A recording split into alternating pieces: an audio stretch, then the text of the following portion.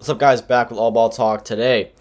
A huge move about an hour ago. David Punch, the TCU forward, is going to Texas to go play for Sean Miller.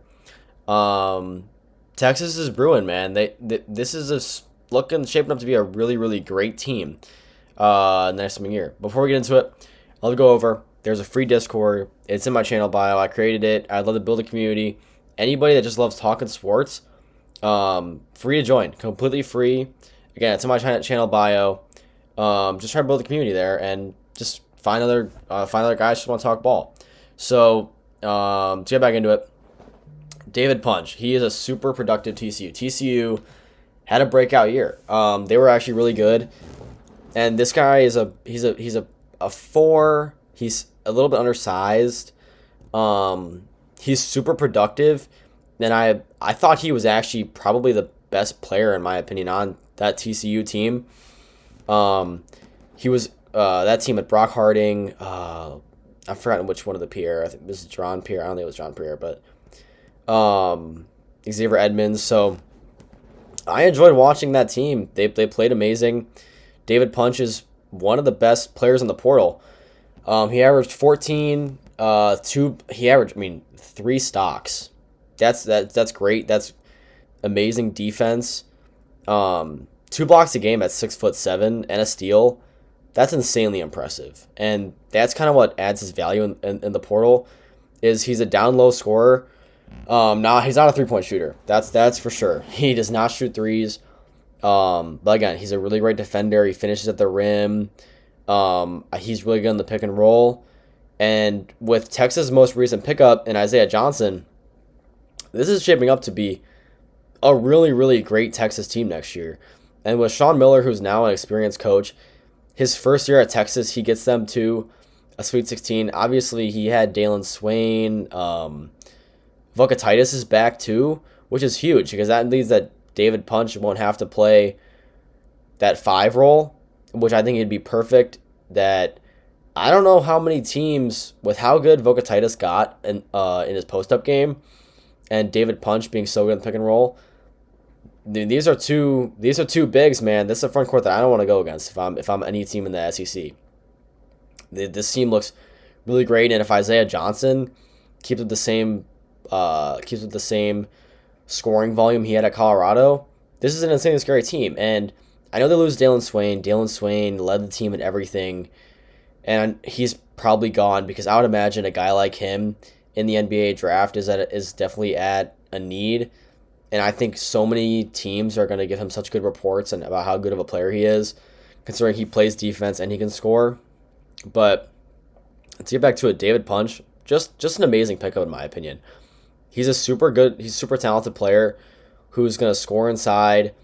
They might have the best inside scoring, from one of the best inside the paint scoring front courts in the country in David Punch and Modest Vukatitis.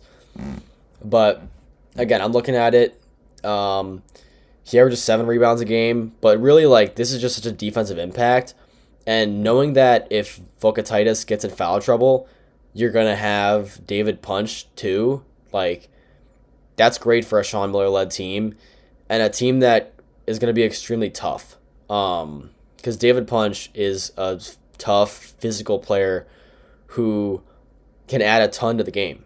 And when you're looking at it and you're saying, okay, great, you have Isaiah Johnson, David Punch, Modest Vukatitis, that kind of comes off like a top 10 team to me with the development that Vukatitis had. David Punch was on a really good TCU team that beat a lot of good teams. I know they dropped a good amount of games they shouldn't have, but they beat some really good teams. And I came off super impressed every time I watched Jamie Dixon's TCU Horned Frogs. And again, Isaiah Johnson, if he can keep that scoring volume, this is a scary team.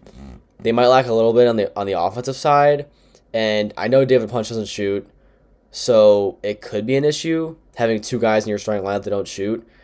It's going to take some roster construction for Sean Miller to find guys around them that can kind of complement their games.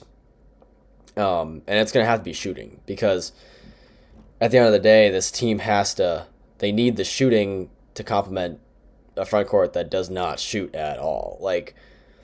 David Punch shoots 23%. He was 27% in his freshman year. Like, not great. But looking back at it, he has a couple of unproductive games. Like, if we're going to look at it, Duke, he had 4 points in 30 minutes, only 2 rebounds. And that was a pretty damn. He went against Cam Boozer and Pat Gungba. Or did Pat play that game? I'm trying to think. Yeah, I think Pat did play that game. So that's not great. But he also dropped 24 and 10 against Flory in Kansas.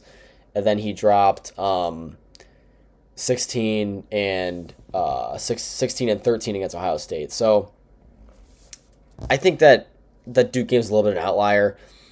I mean, he dropped 24 and 10 on probably the best rim protector in the country, in my opinion, Flory Badunga. So again, and he's only 6'7". He's not a big dude, and his game is predicated on scoring inside, getting boards. He's a super physical player. I just love the way that he's kind of a hard-nosed player that will just contribute to winning overall. And Sean Miller is a great coach. I love where Texas is going, and I think it's a great move. I'll give this an A, honestly. He's one of my favorite players in the portal. I think he's probably 5th or 6th on my board personally. But yeah, I love him. And I'll see you guys in the next one. More transfer portal news daily coming out this channel. Ton of huge moves coming every single day. This is the week where visits are coming, so news is coming in by the hour, by the minute. So we'll keep you guys updated and stay tuned on this channel.